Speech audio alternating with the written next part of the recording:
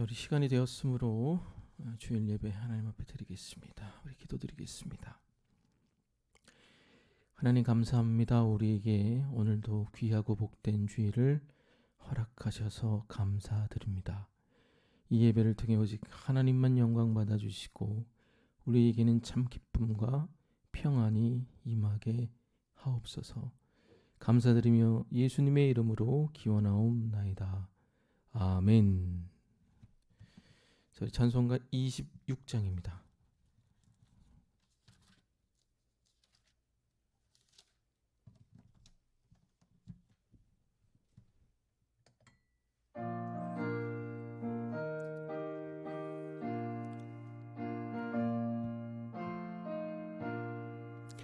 구세주를 하는 이들 찬송하고 찬송하세. 맘과 뜻과 힘 다하여 경배드리세. 주를 알지 못한 이들 주가 친히 인도하사 그의 피로 구속하니 찬송 부르세. 약한 사람 도움받아 시험 중에 참게 되니 모든 죄를 이길 힘은 믿음뿐이라. 진리 되신 우리 주는 영원토록 변함없네. 성도들아 주를 믿어 길이 섬기세.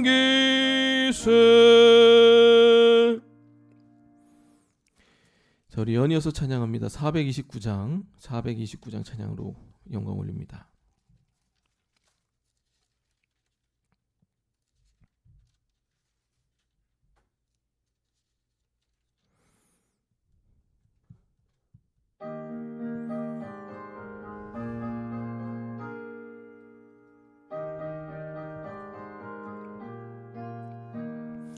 세상 모든 풍파너를 흔들어 악한 마음 낙심하게 될 때에 내려주신 주의 복을 세우러 주의 크신 복을 내가 알리라. 받은 복을 세워보아라. 크신 복을 내가 알리라. 받은 복을 세어보아라. 주의 크신 복을 내가 알리라. 세상 근심 걱정 너를 누르고 십자가를 등에 지고 나갈 때 주가 내게 주신 복을 세우라. 두려움 없이 항상 찬송하리라. 받은 복을 세어보아라. 크신 복을 내가 알리라. 받은 복을 세어보아라. 주의 크신 복을 내가 알리라. 세상 권세 너의 앞길 막을 때 주만 믿고 낙심하지 말아라. 천사들이 너를 보호하리니 염려 없이 앞만 보고 나가라. 받은 복을 세어보아라. 크신 복을 내가 알리라. 받은 복을 세어보아라.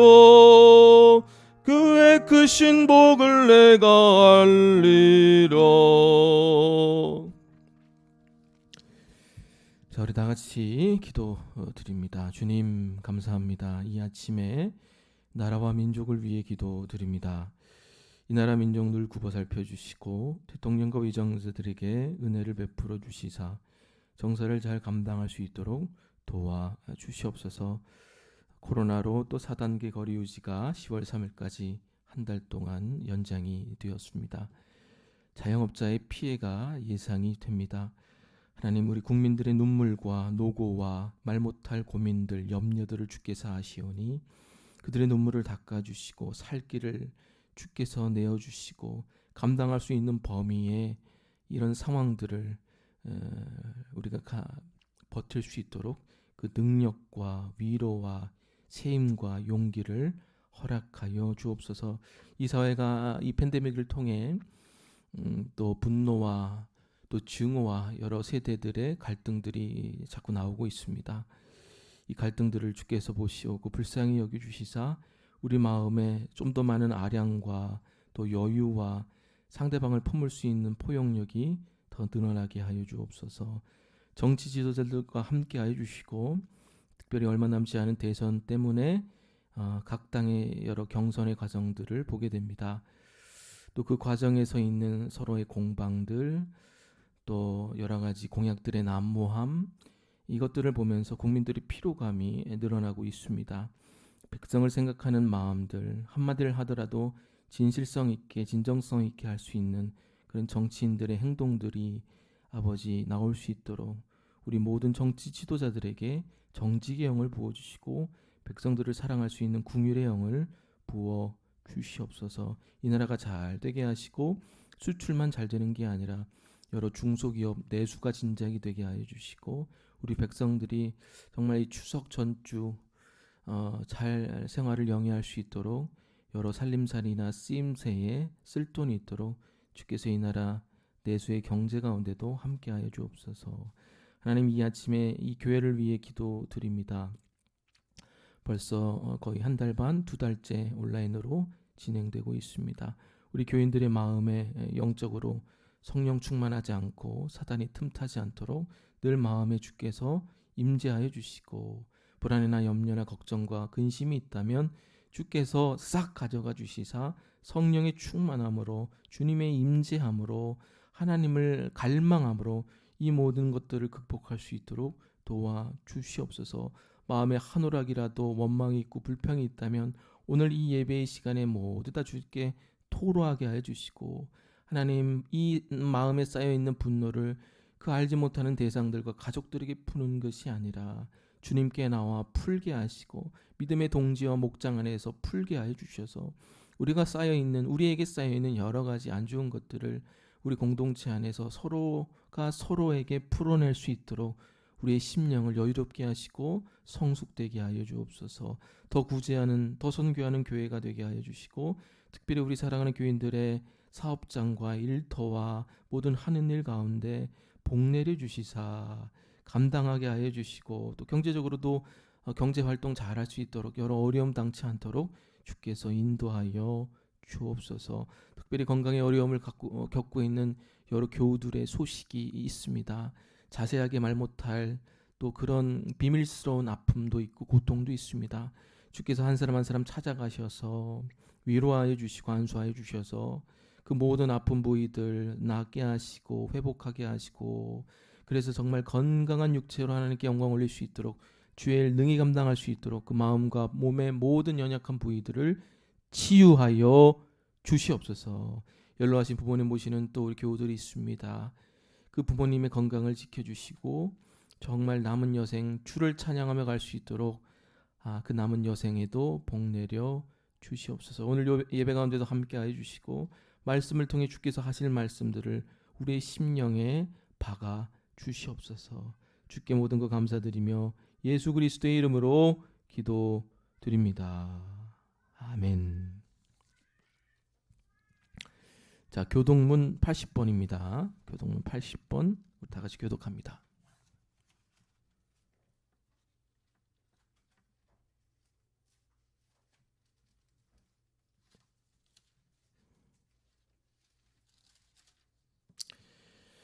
자, 고린도후서 4장 제가 먼저 읽습니다. 우리가 이 보배를 질그릇에 가졌으니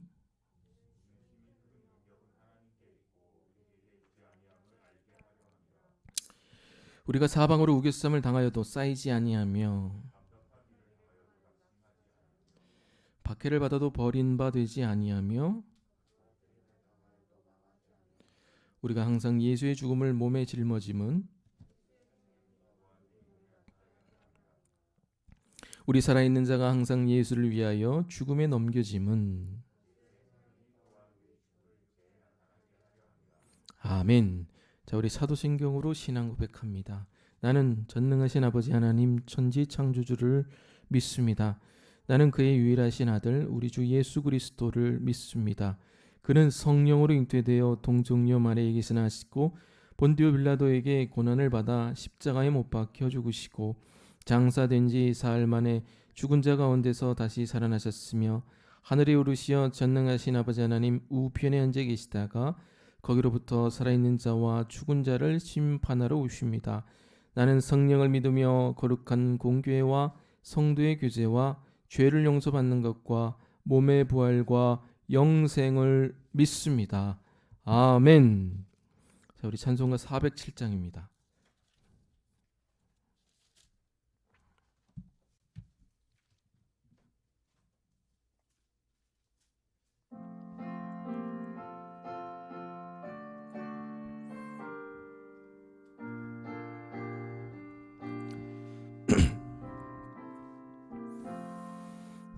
구주와 함께 나 죽었으니 구주와 함께 나 살았도다. 영광의 그날에 이르도록 언제나 주만 바라봅니다. 언제나 주는 날 사랑하소 언제나 새 생명 주시나니 영광의 그날에 이르도록 언제나 주만 바라봅니다. 맘속에 시험을 받을 때와 무거운 근심이 있을 때에 주께서 그때도 같이 하셔 언제나 나를 도와주시네. 언제나 주는 날 사랑하소 언제나 새 생명 주시나니 영광의 그날에 이르도록 언제나 주만 바라봅니다. 뼈 아픈 눈물을 흘릴 때와 쓰라린 마음으로 단식할 때 주께서 그때도 같이 하셔 언제나 나를 생각하시네. 언제나 주는 날 사랑하소 언제나 새 생명 주시나니 영광의 그날에 이르도록 언제나 주만 바라봅니다. 네.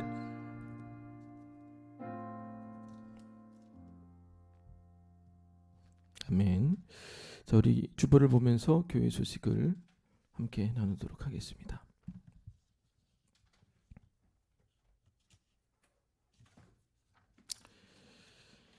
자, 가을 노회 일정이 나왔습니다. 10월 19일 오전 9시 저희가 또 시찰을 통해서 상정한 세 가지 그 헌의안이 이 노회 접수가 되게 됩니다.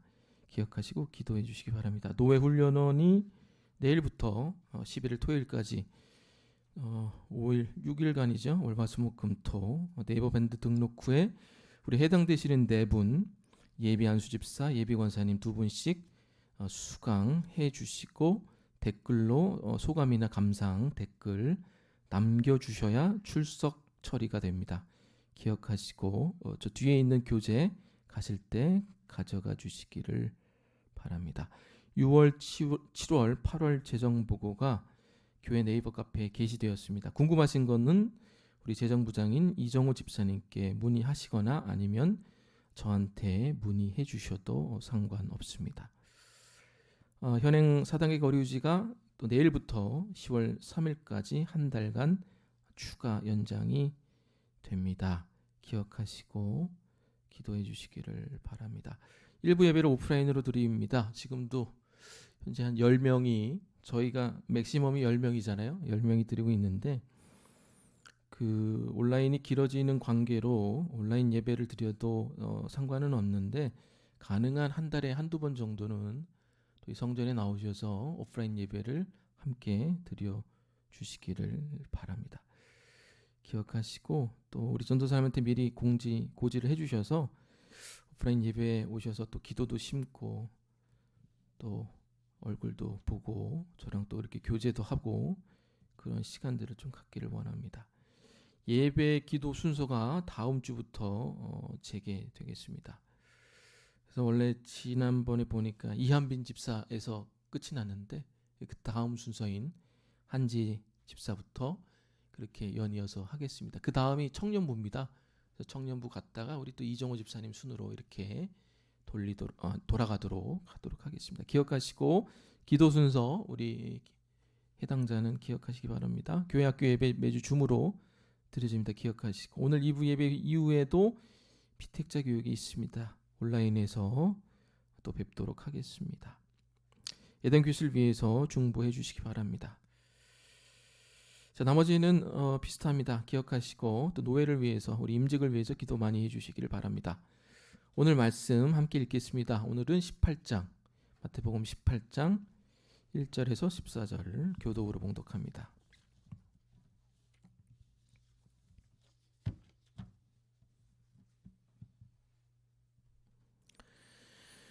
자, 제가 먼저 읽습니다. 그때 제자들이 예수께 나와 이르되 천국에서는 누가 크니까? 이르시되 진실로 너희에게 이르노니 너희가 돌이켜 어린아이들과 같이 되지 아니하면 결단코 천국에 들어가지 못하리라.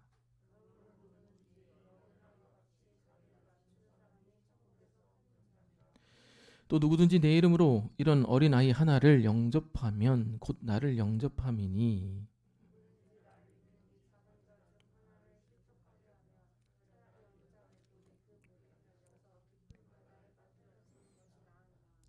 실족하게 하는 일들이 있으므로 말미암아 세상에 화가 있도다. 실족하게 하는 일이 없을 수는 없으나 실족하게 하는 그 사람에게는 화가 있도다.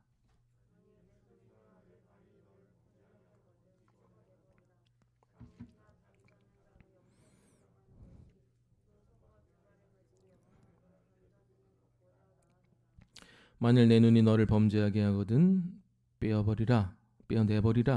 한 눈으로 영생에 들어가는 것이 두 눈을 가지고 지옥불에 던져지는 것보다 나으니라.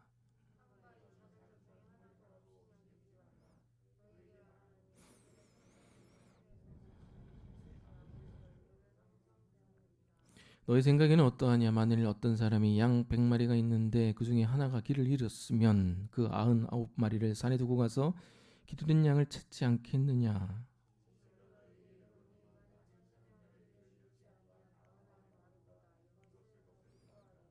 다 같이 읽습니다. 이와 같이 이 작은 자 중 하나라도 잃은 것은 하늘에 계신 너희 아버지의 뜻이니라. 아멘. 자, 우리 앞뒤 저기 계신 분들과 인사 나누시겠습니다. 안녕하세요. 반갑습니다. 안녕하세요. 반갑습니다. 반갑습니다. 반갑습니다. 자, 우리 꽃꽂이 해주신 우리 김정선 집사님 감사드립니다. 우리 매주 온라인으로 들으시는 분들은 이제 꽃꽂이를 잘 못 보니까 우리 어떤 분이든 괜찮고 우리 김 집사님도 괜찮고 한번 이렇게 미리 사진 찍어둔 거는 이렇게 단톡방에 올려주시면 같이 온라인 예배 드릴 때 이렇게 또 꽃꽂이를 했구나 라는 것들 좀 함께 볼 수 있도록 사진도 올려주시면 좀 감사할 것 같습니다. 이게 저만 보거든요. 이렇게 매주 고생하시는데 우리 교인들이 다 볼 수 있도록 또 사진 매주 올려주시면 감사하겠습니다. 자, 오늘은 예수님이 말씀하시는 가장 큰 자라는 제목으로 하나님 말씀 증거하도록 하겠습니다. 자, 오늘 1절 한번 다시 읽어볼까요? 시작. 그때 제자들이 예수께 나와 이르되 천국에서는 누가 크니까? 자, 오늘 본문은 천국에서 가장 큰 자가 누구냐라는 제목으로 시작을 합니다. 근데 오늘 이 질문이 단순히 제자들이 이게 천국에서 누가 큰가가 궁금해서 한 질문이 아닙니다. 이게 마가복음에는 오늘 마태에는 이 내용이 하나도 없는데 마가복음에는 이 질문이 왜 나왔는지에 대한 어떤 그 배경 설명들이 있습니다. 마가복음에 보면 제자들이 길을 갈 때 이제 싸우는 장면이 나옵니다. 그때 예수님 물어요. 야, 너희는 뭐 때문에 싸우냐? 뭐 이렇게 정말 박 터지게 싸우냐? 그러니까 예수님이 이렇게 물으니까 제자들이 부끄러워서 말을 못 해요. 그 이유를 마가는 이렇게 얘기합니다. 마가복음 9장 33, 34절. 예수가 너희가 길에서 무슨 일로 다투었냐 물으니 그들이 잠잠하니, 부끄러워서 잠잠했겠죠. 이는 길에서 서로 누가 크냐고 다투었습니다. 그러니까 솔직히 말하면 이렇게 질문을 한 거는 아니죠. 마가복음에 의하면. 그러니까 그들이 부끄러워서 잠잠한 거죠. 그럼 무슨 목적으로 이 말씀을 하신 거냐? 그러니까 오늘 본문이 예수님이 단순히 누가 크냐라는 어떤 철학적인 질문에 대해서 이렇게 차분하게 가르치려는 목적으로 이 얘기를 한 게 아니라 제자들이 하도 싸우니까 정말 이 공동체를 가지고 내가 예루살렘 올라가는 게 피곤하겠다 해서 가르쳐 준 거란 얘기라는 겁니다. 이해되십니까? 왜 그러냐면은 제자 공동체의 출신과 능력들이 다 달랐기 때문에 그렇습니다. 어부도 있고 세리도 있고 또 빌립은 세류안의 제자였고 개중에 열심당도 있고 또 셈이 빠른 가룟 유다도 있으니까 이런 다양한 사람들을 다 제자로 묶어놨으니까 그 여행길에서 다 자연스럽게 이제 다툼이 분열이 시작된 겁니다. 그러니까 우리는 뭐 어디 조직이나 다 똑같아요. 뭐 대학도 그러고 대학도 들어가면 뭐 싸우고 뭐 회사도 연줄이 있잖아요. 그것 때문에 또 싸우고 넌 낙하산이냐부터 시작해서 어느 조직이나 다 싸우게 되어 있다는 겁니다. 누가 크냐라는 이 주제로 말입니다. 자, 그런데 예수님이 오늘 이 천국에서 누가 큰 자냐라는 가르침을 오늘 본문에서 이렇게 한번 하셔요. 이런 사람이 큰 자다. 근데 중요한 것은 뭐냐면 이 가르침을 하신 이후에도 제자들의 싸움은 끝나지 않았다는 겁니다. 계속 싸워요. 네다섯 번 계속 나옵니다. 그러니까 누가 큰지 알려줘도 나중에 보면 또 이런 얘기가 나와요. 예수님이 제자들 앉혀놓고 야 내가 너희를 위해서 십자가에서 죽겠다 그러니까 베드로가 뭐라 그래요? 다른 사람 다 줄을 버려도 나는 줄을 버리지 않겠습니다. 그러니까 다른 제자들이 뭐래요? 욱해가지고 너만 잘났어 하면서 또 막 싸우고 막.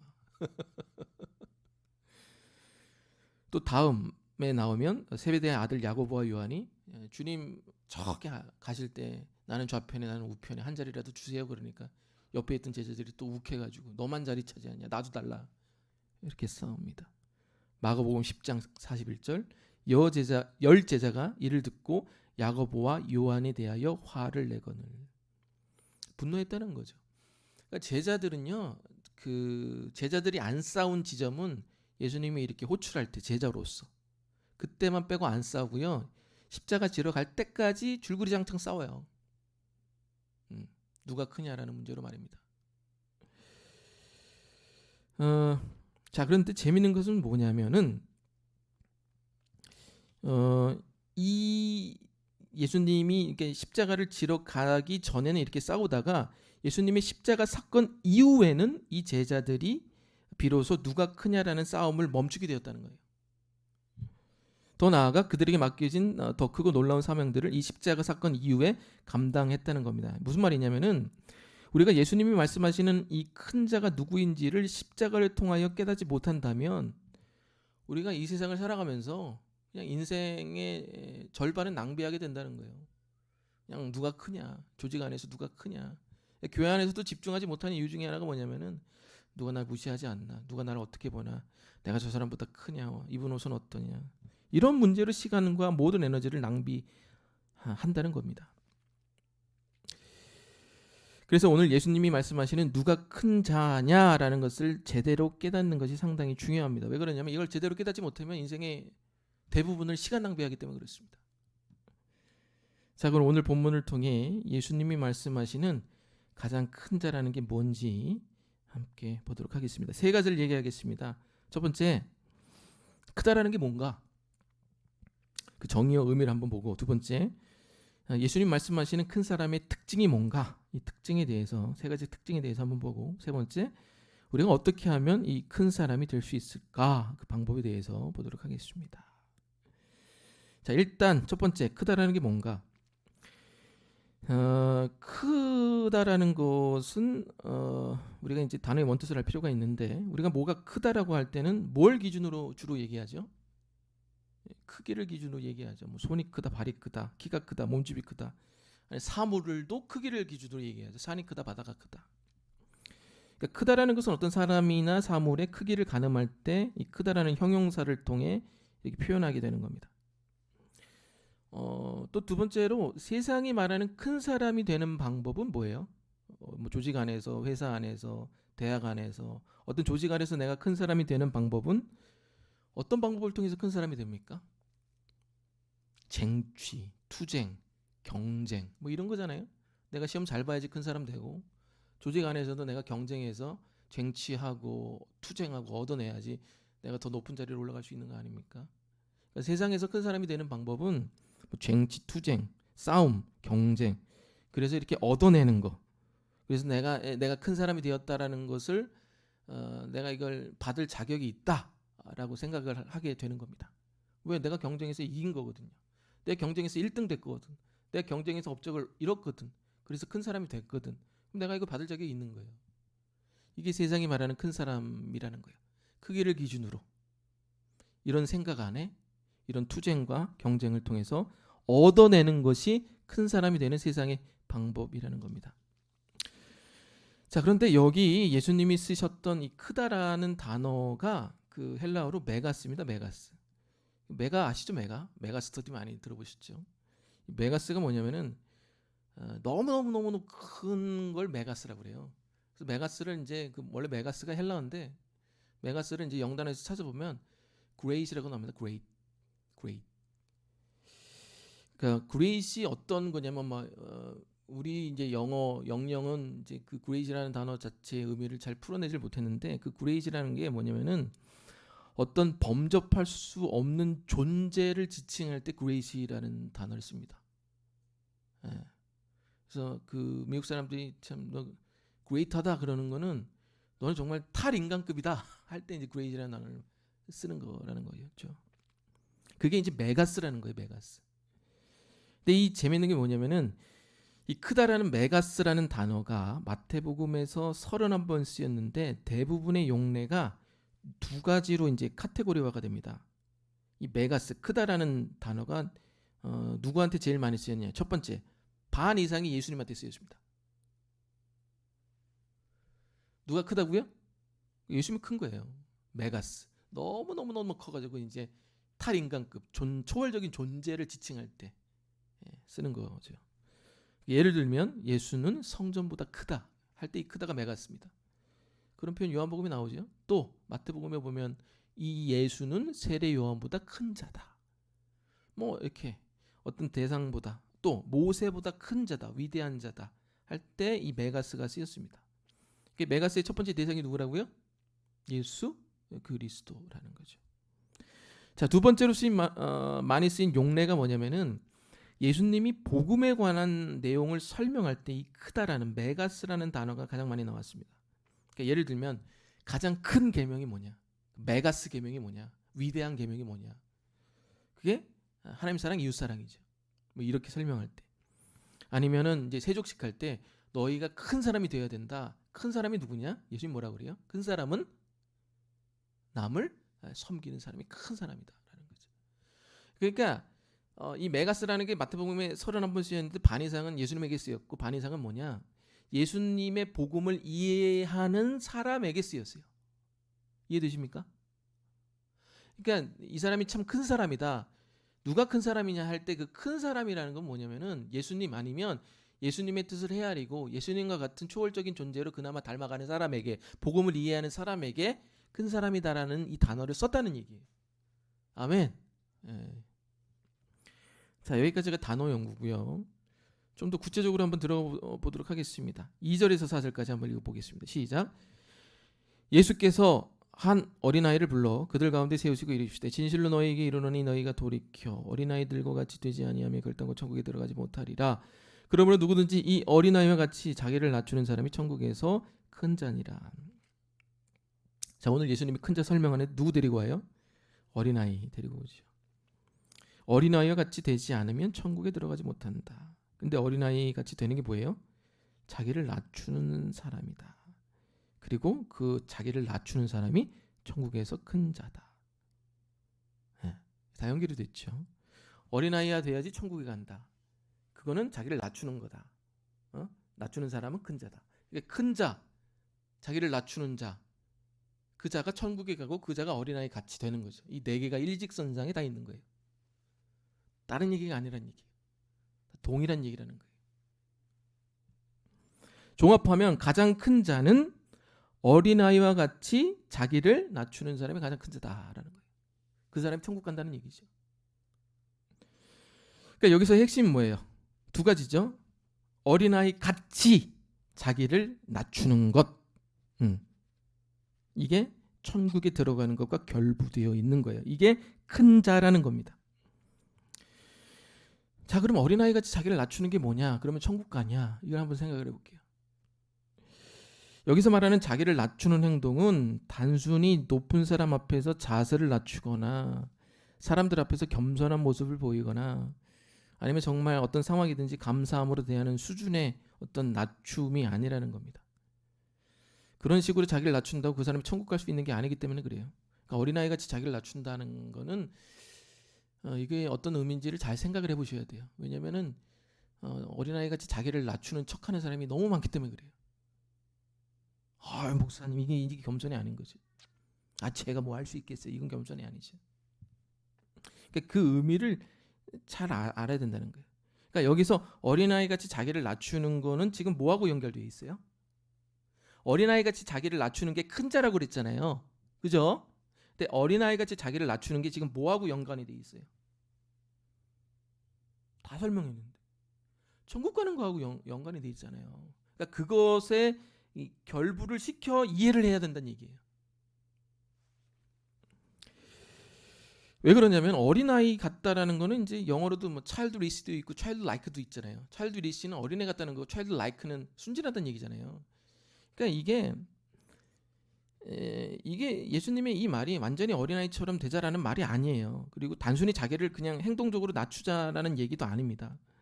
이게 구원과 연결시켜서 생각을 하고 해석을 해야지 제대로 된 해석이 된다는 얘기입니다. 자, 5절 그게 무슨 뜻인지 한번 5절을 한번 읽도록 하겠습니다. 시작. 또 누구든지 내 이름으로 이런 어린아이 하나를 영접하면 곧 나를 영접함이니. 자, 이걸 3절하고 연결시켜 봅시다. 어린아이들과 같이 되지 아니하면 천국에 들어가지 못한다고 그랬어요. 어린아이 같이 자기를 낮추지 아니하면 천국에 들어가지 못한다. 근데 천국에 들어가는 것은 또 주님을 영접해야지만 가능한 일이죠. 근데 5절에 좀 뭐라고 그래요? 그 주님을 영접하는 것은 누구를 영접하는 거래요? 어린아이를 영접하는 거래요. 그 행동들이 주님을 영접한 증거가 된다는 거죠. 그러니까 종합하면 이렇습니다. 어린아이와 같이 돼야 천국에 들어갈 수가 있는데 그 어린아이와 같이 되는 것은 자기의 존재를 낮추는 것이고 거시적으로 봤을 때 미시적으로 봤을 때는 어떤 행동들이 나와야 되는 거예요? 어린아이 같은 자를 영접하는 행동들이 나와야 천국에 갈 수 있다는 얘기입니다.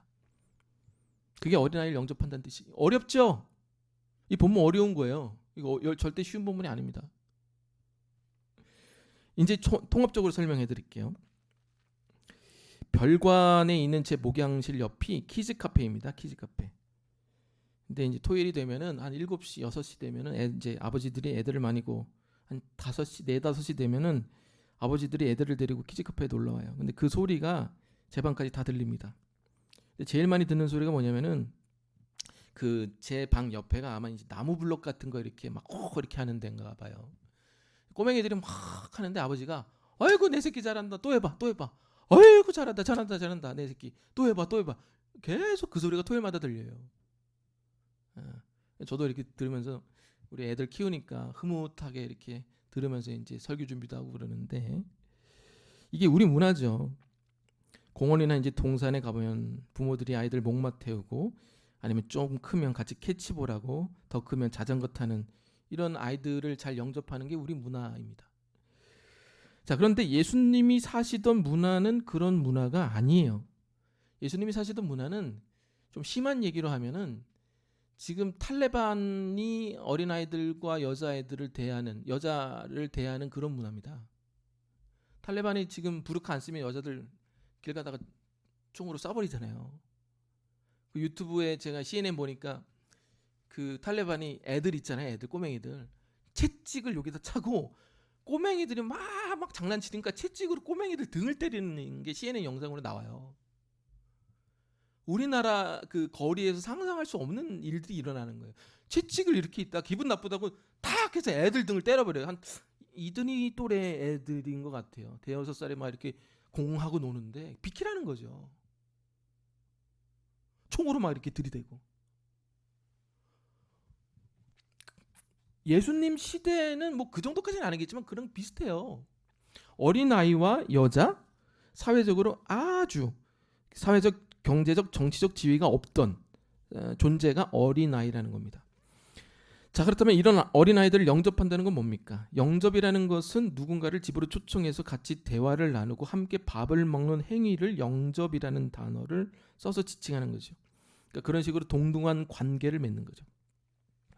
그럼 이 당시 사람들은 어떤 사람들을 영접하겠어요? 자기와 수준이 같은 사람을 영접해서 식사하고 대화를 나누겠죠. 아니면 자기보다 높은 수준의 사람을 초청해서 영접을 하겠죠.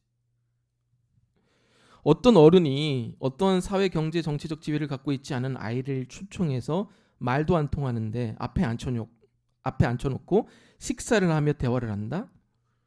말도 안 되는 일이죠. 누가 이걸 해요? 사람 같지도 않은 존재를. 자, 그럼 이걸 누가 할 수 있겠어요? 사회, 경제, 정치적인 지위를 갖고 있지 않은 사람들을 아이를 초청해서 대화하고 밥 먹이고 이런 것들을 누가 할 수 있겠어요? 내가 사회, 정치, 경제적 지위를 어떻게 상관하지 않으면 할 수 있는 거예요. 그런 사람들이 어린아이 같은 사람들을 영접할 수 있다는 얘기예요. 아멘. 사회적 지위에 얽매이지 않은 사람, 그런 사람들만이 아이들을 초청할 수 있는 거예요. 그럼 또 아이들같이 된다는 것은 어떤 뜻이냐? 이게 다 연결이 돼 있어서 제가 하나씩 설명해 드리는 거예요. 아까 네 가지가 하나의 선상에 있었잖아요. 아이들을 영접한다는 것은 사회적 지위에 얽매이지 않는 거다라고 설명을 했고, 자, 그럼 아이들같이 된다는 것은 어떤 뜻이냐? 아이들같이 돼야지 천국에 가고 아이들 영접해야지 천국에 간다고 그랬잖아요. 그러니까 하나씩 설명하는 거예요. 예. 자, 아이들같이 되는 게 뭔가? 여러분, 아이들이 어떤 존재입니까? 아이들은요, 사회적 지위에 대해서 상당히 낮은 개념적 이해를 갖고 있습니다. 아이들은 누가 높은지 누가 낮은지, 누가 부자인지 누가 부자가 아닌지, 누가 중요한 사람인지 누가 중요한 사람이 아닌지 어른들이 갖고 있는 그런 편견적인 잣대를 갖고 있지 않습니다. 별로 상관 안 해요. 좀 크면 뭐 달라지겠지만. 예를 들면 이런 거예요. 예전에 이제 그 이든이 친구들, 이제 유치원 친구들 형이 놀러 왔어요. 근데 아이들은 이 집이 아파트건 빌라건 뭐 이런 게 상관없어요. 저희 집이 빌라 2층인데 앞에 이제 풀밭이 있어요. 그러니까 이 아이들의 입장에서는 이 집이 몇십억인지 몇 억인지가 상관이 없는 거예요. 그러니까 아이들 자기네들 사는 집이 더 좋은데 와가지고 하는 얘기가 뭐냐면은, 야, 니네 집 정말 좋다. 앞에 풀밭도 있고 냇가도 있고 잠자리 잡을 수도 있고 같이 놀 수 있는 친구도 있으니까 좋은 거예요. 그러니까 그 아이에게 있어서는 어떤 사회적인 지위, 집 이런 게 상관이 없는 거예요. 그냥 노는 거야. 여기가 좋은 거예요. 그러니까 이들이가 그 말 듣더니 다른 친구들한테 또 자기 집을 설명하는 거예요. 야, 우리 집 정원이 있다는 거예요. 우리 집 정원이 없어요. 정원이 아니라 앞에 풀밭이 있는 거예요. 그걸 정원으로 얘기하는 거죠. 다른 사람들이든 어떻게 생각을 해요? 야, 쟤네 집은 평창동에 단독주택에 계단 올라가서 정원이 있는 분수도 나오는 그런 거 얘기하는가 보다. 야, 우리 집 정원에 있다 놀러와 막 이래요. 남들이 들으면 그냥 평창동 사나보다 이렇게 생각을 하겠죠. 근데 아이들은 그런 게 상관이 없는 거예요. 서로 상관이 없어 하는 거예요. 자, 그럼 이들이 이렇게 할 수 있는 결정적인 이유가 뭐냐? 아이들에게서 이 집은 사회적, 경제적 지위를 나타내는 도구가 아니에요. 그럼 뭐예요? 제가 그 아이들이 얘기하는 대화를 캐치하는 것 중에 느낀 게 뭐냐면은 이건 우리 아빠 집이야 해요. 걔도 그렇고 이든이도 그렇고. 그러니까 그게 뭐냐면은 내가 누리는, 내가 얹혀 사는 이 집이 내가 아버지 집이라는 거예요. 그러니까 내가 갖고 있고 누리는 게 전혀 내 거라 생각지 않으니까 놀러와, 놀러 갈게, 이 얘기가 되는 거예요.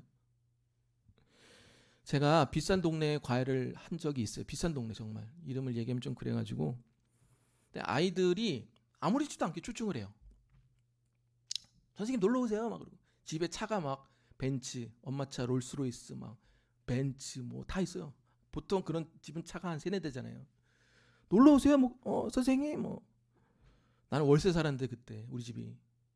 그러니까 아이들은 그런 어떤 지위나 이런 게 저하고 연결이 되지 않는 거예요. 내가 갖고 있는 것이 내가 벌어서 획득한 것이 아니라 순전히 아버지에게 받은 선물이고, 아버지를 통해서 내가 누리는 것이라는 것을 깨닫게 될 때 아이들처럼 될 수 있다는 거예요. 그러니까 아이들처럼 된다는 건 뭐예요? 사회적 지위를 생각하지 않는다는 거예요. 아이들을 영접한다는 것도 사회적 지위를 생각하지 않는다는 거예요. 그럼 자기를 낮추는 것은 뭐예요? 사회적 지위를 생각하지 않는다는 거예요. 그러니까 이 세계가 같다는 거예요. 그게 곧 뭐다? 천국에 갈 수 있다는 거예요. 이해되십니까? 너무 어렵게 설명했죠? 여러분, 이게 뭐냐? 이게 큰 자의 표지라는 겁니다. 이런 표지가 믿음의 영역에서 나타나야 천국에 갈 수 있다는 거예요. 여러분, 구원이 뭐예요? 내가 받은 믿음이 뭐예요? 내가 그리스도가 나를 위해 십자가에서 죽으시고 부활하셔서 내가 그를 믿는 그 믿음이 나를 천국에 인도한다는 거잖아요. 그런데 그 믿음조차도 하나님이 내게 주신 선물이에요. 아멘. 에베소서 2장 10절 말씀이잖아요. 이게 구원의 표지예요. 심지어 내가 받은 이 믿음조차도 하나님이 내게 주신 선물이다. 내게 없다라는 거예요. 여기까지가 구원이에요. 큰 자가 되려면 이걸 기반으로 더 확장을 하는 거죠. 내가 이 세상에서 누리고 있는 모든 것들이 다 하나님이 주신 선물이라고 믿는 거예요. 이건 구원의 믿음하고 같은 메커니즘이에요. 내가 선한 행동을 해서 어떤 선한 일을 해가지고 구원의 반열에 오르는 게 아니라 오직 예수님이 하신 그분의 일 때문에 내가 구원 받았기 때문에 어떠한 내 지위를 자랑할 게 없는 거예요. 내가 자격이 있어서 구원받은 게 아니라는 거예요. 이 믿음의 기반, 이 믿음의 메커니즘이 사람들을 영접할 때, 사람들하고 교제할 때, 사회생활할 때 다 적용이 되는 거예요. 그게 낮은 자고, 그게 큰 자고, 그게 아이들을 영접하는 자고, 그게 아이들처럼 되는 자고, 이런 메커니즘 안에 이런 메커니즘을 가져야 천국에 간다는 그 얘기를 하고 있는 거예요. 아멘. 큰 자라는 건 뭐예요? 그거 내가 받은 게 내게 하나도 없다라는 걸 믿는 게 큰 자예요. 여러분들이 가진 거, 여러분들이 받은 거, 누리는 거 여러분 게 아니에요. 이걸 진짜 믿어야 돼요. 진짜로 뼛속 깊이 믿어야 돼요. 이래야 천국에 간다는 거예요. 이게 큰 자의 첫 번째 뜻, 정의라는 겁니다. 이런 큰 자들이 되시기를 주의 이름으로 축원드립니다. 자, 그럼 두 번째를 보겠습니다. 첫 번째 이제 큰 자의 정의를 봤죠. 내게 하나도 없다. 이게 큰 자고. 두 번째 큰 자의 특징이 뭐냐? 3가지를 얘기하겠습니다. 천국에서의 큰 자의 특징 3가지 중에 첫 번째, 큰 자는 관계에서 일종의 혁명이 일어납니다. 뭐가 일어난다고요? 혁명. 어떤 게 혁명이냐? 막 전화기에 연락처가 1000개, 2000개 넘어가는 게 혁명이냐?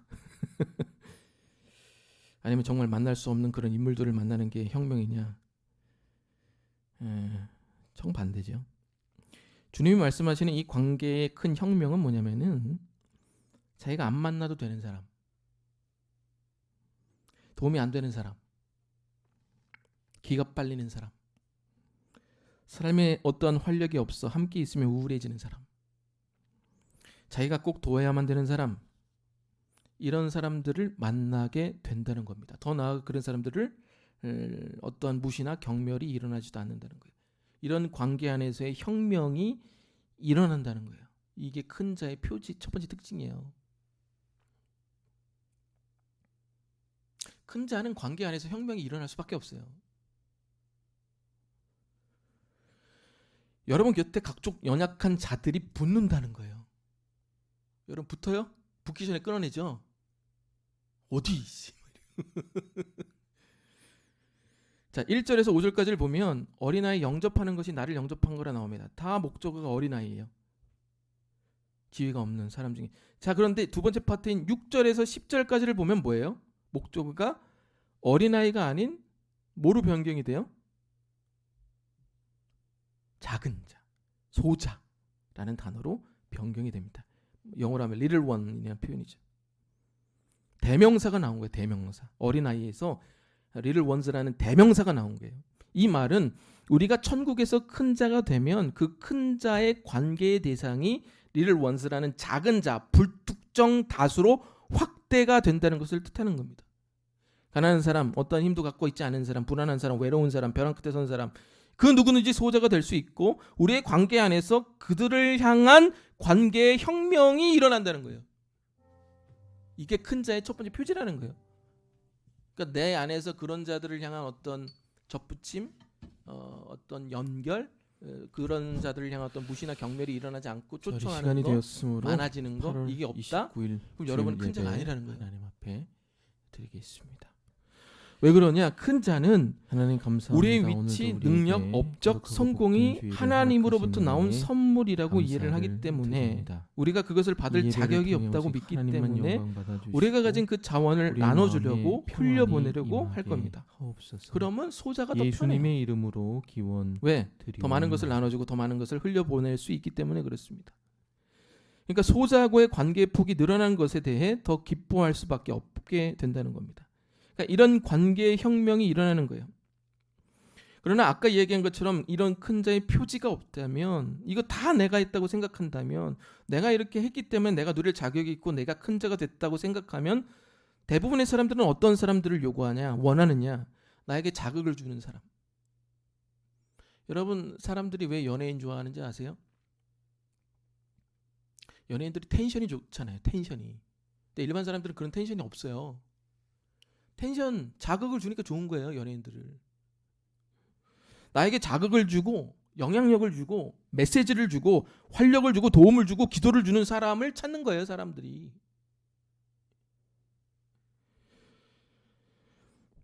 그런 사람들만 원하는 겁니다. 그런 교회들만 원하고 그런 교인들만 원하는 거예요.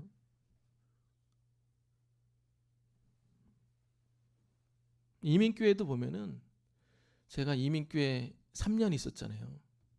뉴욕 온누리 교회도 가보고 보스턴 온누리 교회도 가보면은 그 찾는 사람들이 있어요. 자기가 찾는 사람들이. 교회를 비판하는 건 아니지만 정말 개 중에 외롭고 돈 없고 이런 유학생들 많거든요. 걔네들이 이렇게 나와요. 우리 순회에서도 나와요. 막 이렇게 할 수가 없는 거예요. 그런 거 보면은 제가 막 마음이 찢어지죠. 아, 나도 돈 없는 유학생인데 쟤도 나오네 막 이러고. 저는 이제 신학생이라서 붙은 거고 걔는 그냥 공학생이라서, 돈 없는 공학생이라서 떨어진 건데, 하여튼 뭐 그게 주가 아니라 여러분들 큰 자의 표지가 여러분 안에서 나타나시길 주의 이름으로 축원드립니다. 여러분 안에서 관계의 혁명이 일어나야 돼요. 혁명이 일어나시길 주의 이름으로 축원드립니다. 예, 여러분들이 어떤 자를 원하는가를 보면 알아요. 자, 두 번째, 큰 자들의 두 번째 특징이 뭐냐면은 사회적인 연합, 융합을 잘합니다. 아이들 보세요. 아이들은 만나자마자 친구가 됩니다. 에덴 교실 어제도 보니까 애들이 의자 하나 갖고 10명이 놀아요. 그게 뭐 대수라고. 근데 자기 생각과 자기 입장을 중요하게 생각하는 사람은 연합이 잘 안 됩니다. 왜? 매 순간 내가 크냐, 네가 크냐, 내가 더 가치롭냐, 네가 더 가치롭냐, 항상 비교 대조하기 때문에 다른 사람을 영접하기가 어렵습니다. 그래서 함께 만나서 뭔가 선한 것을 이룰 때까지, 융합할 때까지 상당히 많은 에너지가 소비가 됩니다. 긴장하게 되는 거예요. 예민해지게 되고, 나 무시하면 분노하게 되고, 니까지 나를 무시해. 그러니까 어떠한 사람하고도 융합할 수가 없는 거예요. 이게 힘든 거예요. 근데 더 안타까운 것은 뭐냐면, 사회적으로 봤을 때 크다고 하는 사람들, 많은 것들을 가지고 있는 사람들이 더 연합을 못한다는 거예요. 안타까운 일이죠. 여러분 하버드나 예일, 프린스턴을 누가 세운지 아십니까? 미국의 아이비리그. 프로테스탄트들이 청교도인들이 세운 거예요. 그 하버드라는 학교도 저희 교회가 하버드에서 5분 안에 있는 거리였거든요. 하버드도요 원래 그 매사추세츠 의회에서 세웠어요. 청교도인들이 세운 학교가 하버드입니다. 왜 세웠냐면은 야 우리가 배운 지식을 이건 우리 게 아니라는 거예요. 이건 나눠줘야 된다는 거예요. 이건 하나님이 우리를 살려주셔서 우리가 신대륙에 새로운 땅에 왔기 때문에 이 우리가 배운 지식을 우리가 흘려보내지 않으면 이 학교는 망한다는 차원에서 세운 게 하버드예요.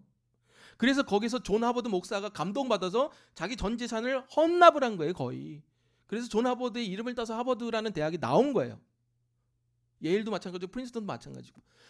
왜 그런 아이비리그들이 왜 나왔냐? 야, 우리가 받은 모든 게 다 하나님이 주신 거다. 이거 흘려보내지 않으면 우리 벌 받는다라고 해서 세운 게 아이비리그예요. 우리가 배운 지식을 통해서 사회의 약자들과 결합과 융합을 이뤄내자, 함께 가자. 이런 취지에서 세운 게 아이비리그인데 좀 심한 표현을 하면 지금은 어떠냐? 이 아이비리그 때문에 사회가 갈라집니다. 미국 사회가. 왜 그러냐? 미국 사회가 이 아이비리그 학생들에게 어떤 학술적인 성취에 대해 일종의 도덕적인 가치를 부여하기 시작했기 때문에 그래요.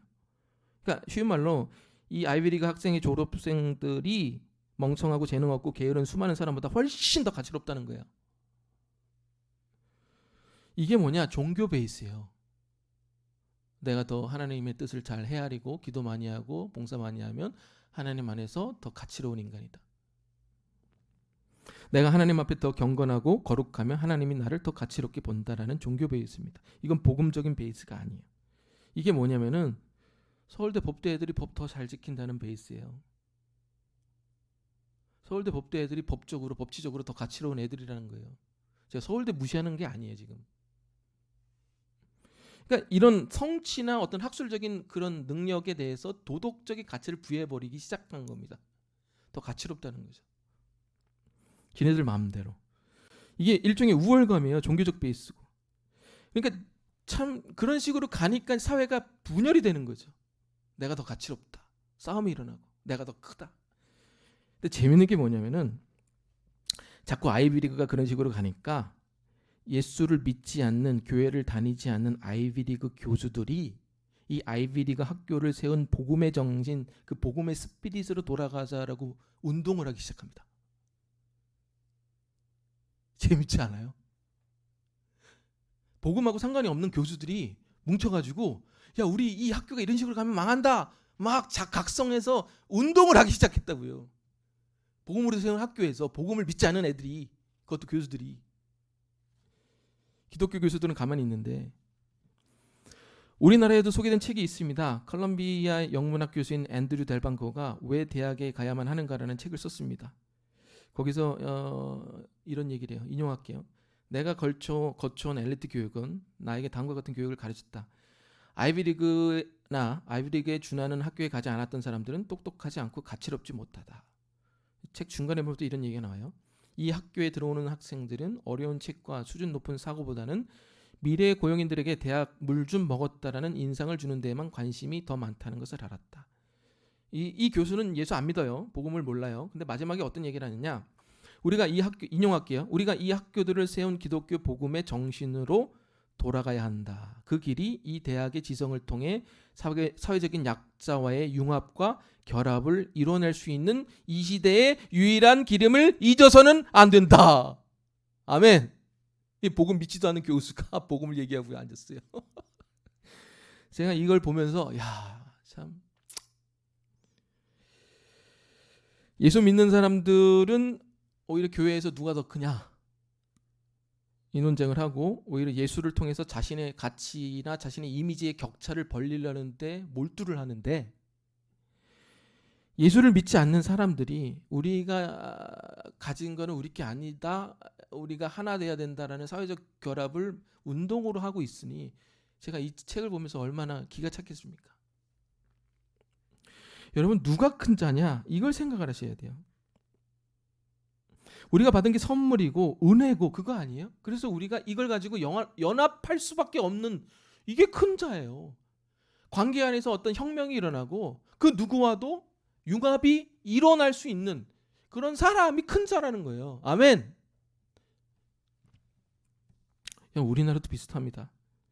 모든 조직에 다 카르텔이 형성되어 있죠. 일명 엘리트 순혈주의. 모든 자기들만의 리그가 있어요. 그 리그 안에 들어가고 또 그것을 유지하고자 하는 사람들이 많죠. 관피야, 공피야. 금융권은 경제관료 출신들이 가고, 교육권은 교육 출신들이 가고, 대형 법무법인이나 회계는 법원, 검찰, 국세청 관료들이 다 꿰차고 있고, LH 사건만 보더라도 마찬가지예요. LH에서 퇴직하자마자 인테리어 업체 다 들어가잖아요. 따내는 거예요. 수의 계약해가지고 수주 딱 따가지고. 내가 LH 들어간 게 내가 잘해서 들어간 거죠.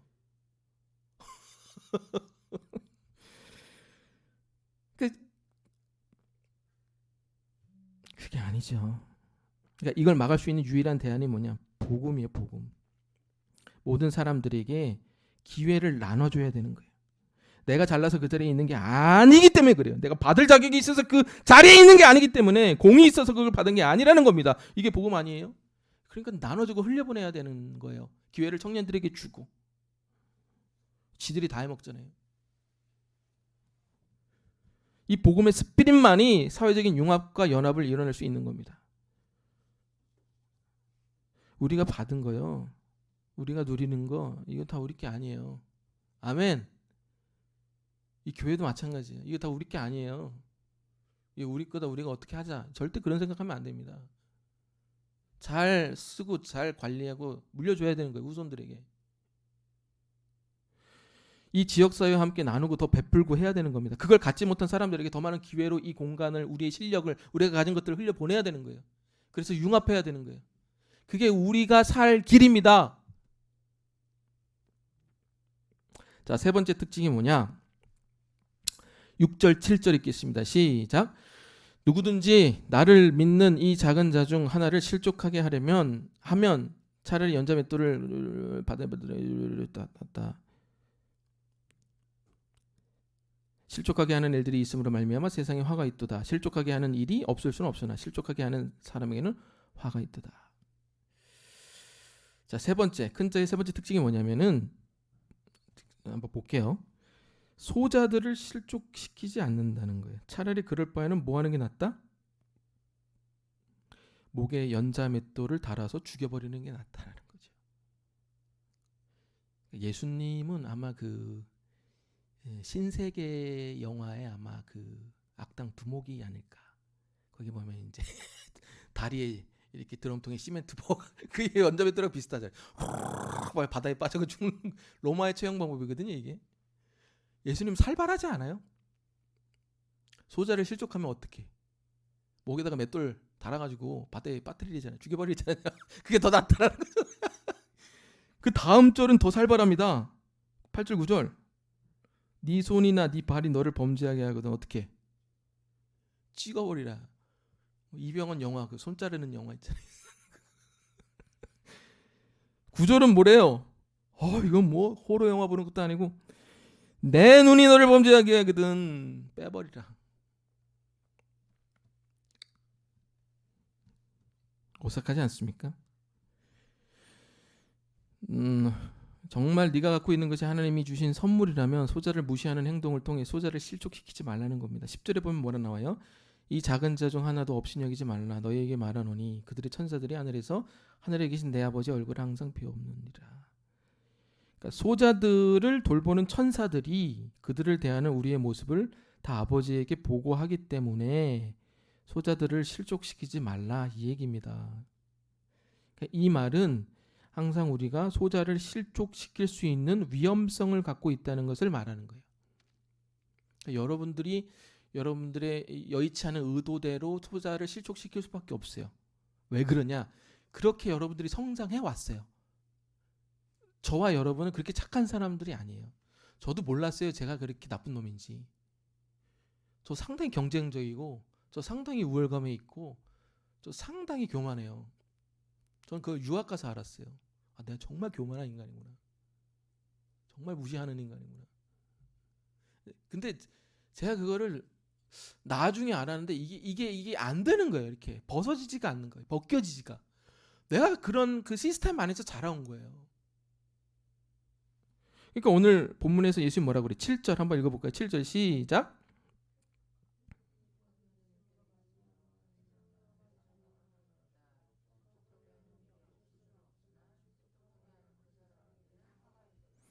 실족하게 하는 일이 뭐 없을 수 없대요. 그러니까 예수님도 그걸 인정하는 거예요. 너를 통해 실족하게 하는 일들이 있을 수밖에 없다는 거예요. 여러분들도 얼마나 사람들 무시해요. 안 그래요? 나만 무시하나?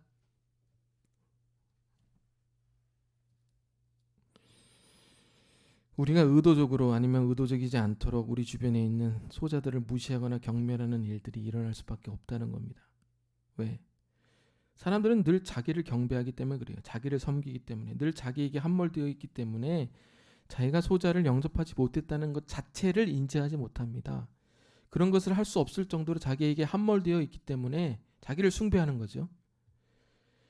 내가 소자에 대해 관심이 없고 소자에 대해서 어떠한 게 없다는 걸 인지 자체를 못해요.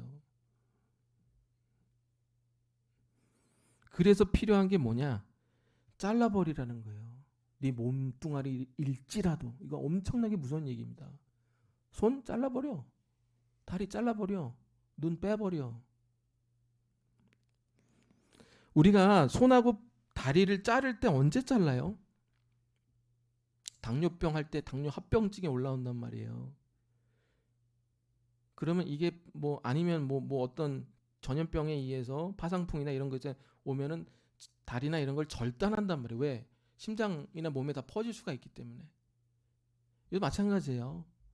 우리의 죄성을 잘라내지 않으면 네 인생 전체가 망가진다는 거예요.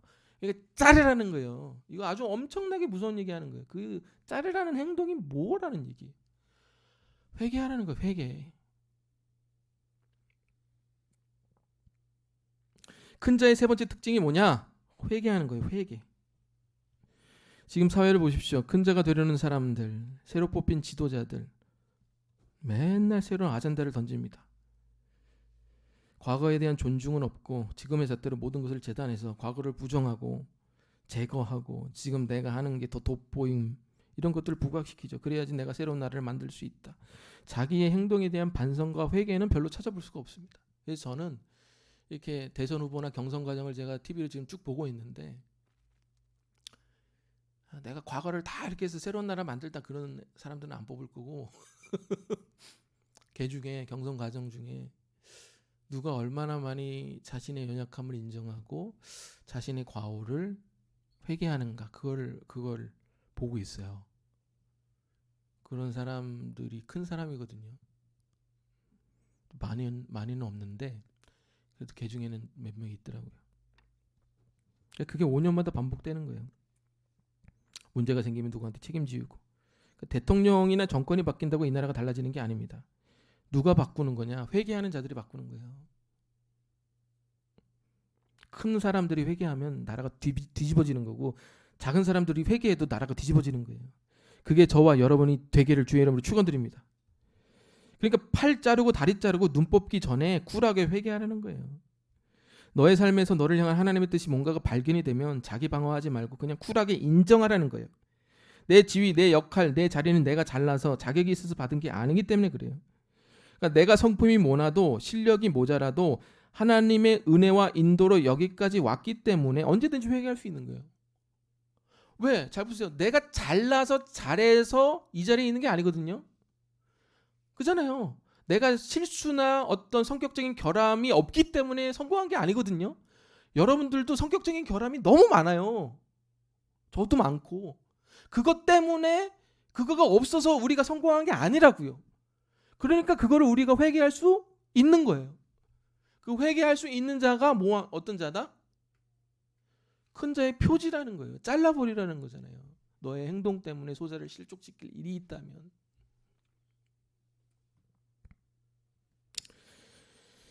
이런 것을 인정하는 사람이 큰 사람입니다. 그때부터 하나님의 눈에 큰 사람의 인식이 이 사람이 큰 사람이라는 인식이 됩니다. 그리고 그때부터 사명이 맡겨지기 시작합니다. 베드로 보세요. 베드로가 하나님 앞에 실수를 합니다. 주님을 3번이나 부인해요. 그러나 주님이 베드로 앞에 나타나서 동시에 3번이나 묻습니다. 네가 나를 사랑하느냐? 네가 나를 사랑하느냐? 네가 나를 사랑하느냐? 그때 베드로가 3번이나 인정하면서 얘기를 해요. 주님, 제가 주님을 사랑하는지를 주께서 아시나이다. 제가 주를 사랑하나이다. 제가 주를 사랑하나이다. 자격 없는 제가, 실수 많은 제가, 죄 많은 제가 주님을 사랑합니다. 라고 3번이나 회개를 합니다. 내가 이런 사람이에요. 내가 이렇게 주님 버린 사람이에요. 3번이나. 내가 그렇게 성격적으로 결함이 있는 사람이에요. 그런데도 주님을 사랑해요. 이게 회개거든요. 그 회개가 이르고 나서 주님이 베드로에게 뭐라고 그러냐? 내 양을 먹이라. 내 양을 치라. 사명이 부여가 됩니다. 여러분이 이렇게 업그레이드 되는 그 시점은요, 여러분의 어떤 영성이나 실력이 성장해서 업그레이드 되는 게 절대 아니에요. 사람의 크기가 업그레이드 되는 그 시점은 뭐냐?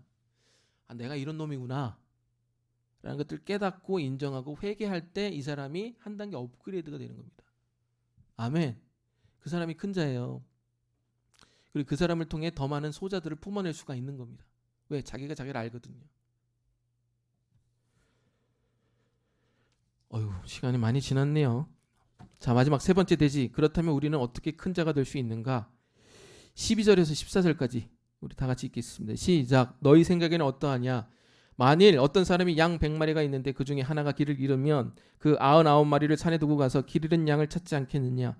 진실로 너희에게 이르노니 만일 찾으면 길을 잃지 아니한 99마리보다 이것을 더 기뻐하리라. 이와 같이 이 작은 자 중에 하나라도 잃는 것은 하늘에 계신 너희 아버지의 뜻이 아니니라.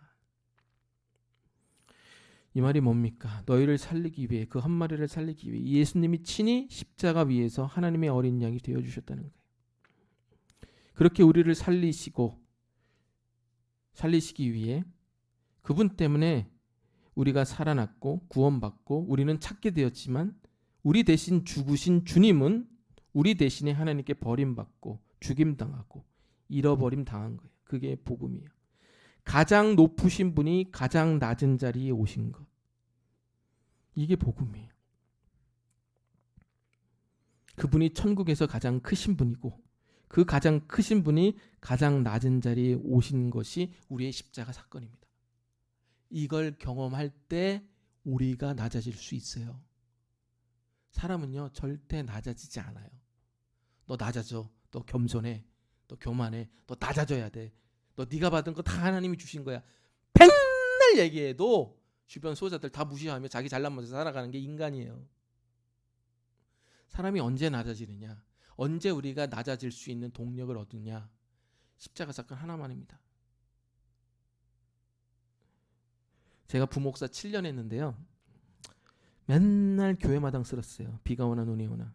그게 참된 교회 전통이죠. 7년차 되던 날에 하루는 너무 귀찮은 거예요. 하루에 5번 쓸었거든요. 가을쯤인가. 낙엽이 다 떨어졌는데 저기서 어떤 대머리 머리 까진 분이 낙엽을 톡톡 쓸고 계시는 거예요. 근데 제 너무 멀어가지고 제가 회색 이렇게 어떤 유니폼 입으신 분이, 그래서 그 저기 뉴서울 아파트에서 어떤 경비 분이 취직을 해서 이렇게 쓸어주시고 계시구나. 아이고 참 좋으신 분이다. 알고 보니까 가까이서 보니까 누구냐? 박 목사님이 계속 쓰고 계시는 거예요. 원래 뉴서울 그 경비분이 여기까지 다 쓸어주고 계셨거든요. 제가 뭐 이렇게 먹을 거, 머리가 좋은 거예요. 먹을 거 이렇게 사주고 이렇게 쓸어주시고 이렇게 윈윈. 근데 대머리 이렇게 막 쓰고 눈이 어떤 분, 경비분이 박 목사님이 쓰고.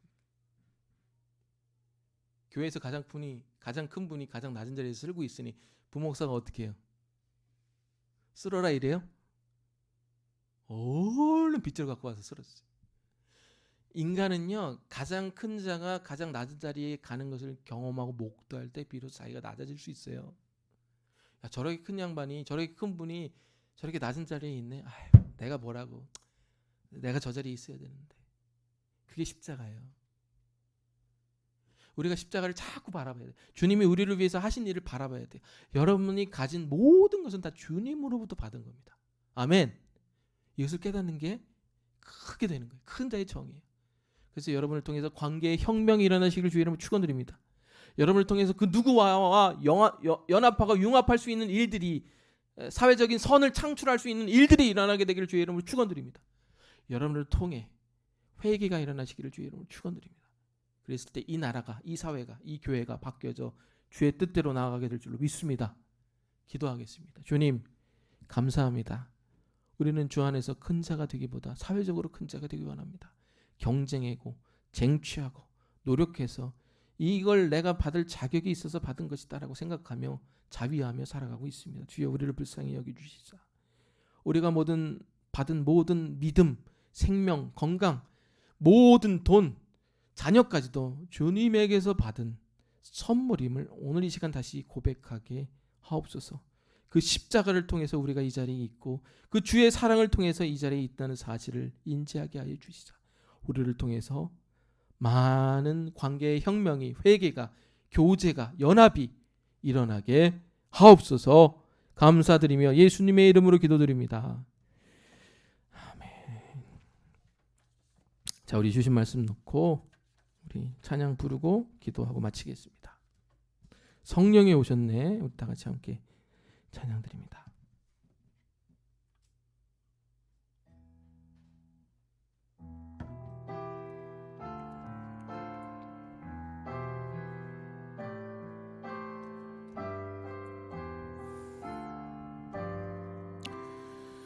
허무한 시절 지날 때 허무한 시절 지날 때 깊은 한숨 내쉴 때 그런 풍경 보시며 단식하는 분 있네. 고와 같이 너희를 버려두지 않으리. 내가 너희와 영원히 함께하리라. 성령이 오셨네. 성령이 오셨네. 성령이 오셨네. 내 주에 보내신 성령이 오셨네. 우리 인생 가운데 죄인이 찾아오셔서 그 나라 꿈꾸게 하시네. 한 번 더 부르겠습니다. 허무한 시절 지날 때, 허무한 시절 지날 때, 깊은 한숨 내쉴 때 그런 풍경 보시며 단식하는 분 있네. 고와 같이 너희를 버려두지 않으리. 내가 너희와 영원히 함께하리라. 성령이 오셨네. 성령이 오셨네. 성령이 오셨네. 내 주에 보내신 성령이 오셨네. 우리 인생 가운데 죄인이 찾아오셔서 그 나라 꿈꾸게 하시네. 자, 우리 주신 말씀 놓고 이렇게 기도하기 원합니다. 주님, 내가 주 안에서 큰 자 되기 원합니다.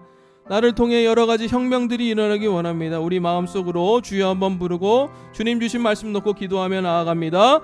주여, 주님 우리 안에서 큰 자가 일어나기 원합니다. 주 안에서 큰 자가 되기 원합니다. 우리 안에서 모든 큰 자의 개념들이 바뀌기 원합니다. 쟁취하고 분투하고 경쟁에서 이루어내는 큼이 아니라 내가 이걸 자격이 있어서 누리는 큰 자가 아니라 하나님 자격이 없어서 주님께 받은 모든 것임을 고백함으로 얻는 큰 자 되기 원합니다. 하나님 우리 안에서 이런 인식과 생각들이 바뀌게 하여 주시고 그래서 우리의 관계 안에서 혁명이 일어나게 하여 주시고 우리가 하는 일에서 연합과 융합이 일어나게 하여 주시고 우리가 하는 모든 일 가운데 회개가 일어나게 하여 주시옵소서. 정말 어린아이 같은 큰 자가 되기 원합니다. 어린아이 같이 이 세상을 살아가는 큰 자 되게 하여 주시옵소서. 주님 감사합니다. 주님 감사합니다. 주 안에서 큰 자가 되기 원합니다. 경쟁하고 분투하고 쟁취해서 얻어내는 큰 자가 아니라 그래서 그것을 내가 누릴 자격이 있다고 느끼는 큰 자가 아니라 주님 나는 자격이 없습니다. 주님께 다 받은 것입니다. 정말 주님에게 받은 선물입니다라는 이 큰 자의 개념들이 우리 안에 있게 하여 주시옵소서. 우리 안에 그런 인식의 전환이 있게 하여 주셔서 우리를 통해 관계의 혁명이 일어나게 하여 주시고, 우리를 통해 선한 일들의 융합이 일어나게 하여 주시고, 우리를 통해 소자들과의 연합과 결합이 일어나게 하여 주시옵소서. 그런 과정 가운데도 우리를 통해서 교만이 일어나는 것이 아니라 우리를 통해서 회개가 일어나게 하여 주시고, 아버지 우리를 통해서 돌아보는 게 일어나게 하여 주시고, 우리를 통해서 주님이 하신 일들을 다시 한번 생각할 수 있는 일들이 일어나게 하여 주시옵소서. 우리가 이런 일을 할 수 있는 이유가 무엇입니까? 십자가 사건에서 그 크신 분이 우리를 위해서 낮아지신 그 사건을 통해서만이 아니겠습니까? 주님, 십자가가 우리 안에서 더욱더 확실해지게 하여 주시고 더 분명해지게 하여 주시옵소서. 주님이 우리에게 하신 일들을 다시 한번 목도하게 하여 주시옵소서. 예수님이 하신 일들을 다시 한번 목도하게 하여 주시옵소서. 예수님 없이 살아가지 않게 하여 주시고, 예수님이 가르쳐 주신 것 이외의 것들로 살아가지 않게 하여 주시옵소서. 하나님, 세상에서 아무리 큰 자일지라도 하나님 나라에서 작은 자로 살지 않게 하여 주시사 하나님 나라에서 가장 큰 자로 살아갈 수 있는 우리들이 되게 하여 주옵소서.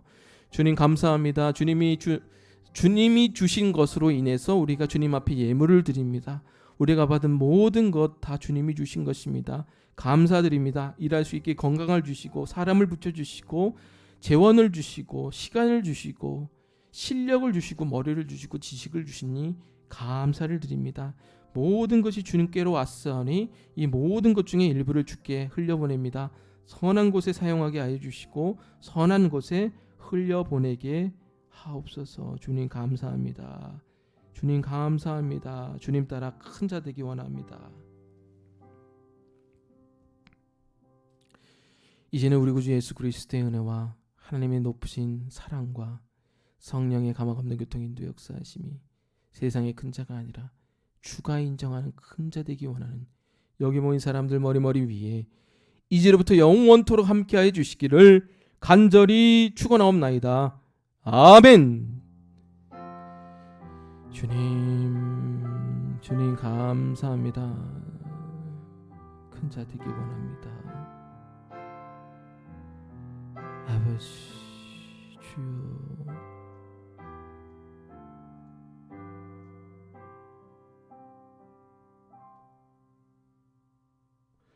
아멘. 예배 마쳤습니다. 오늘도 좋은 하루 보내시기 바랍니다.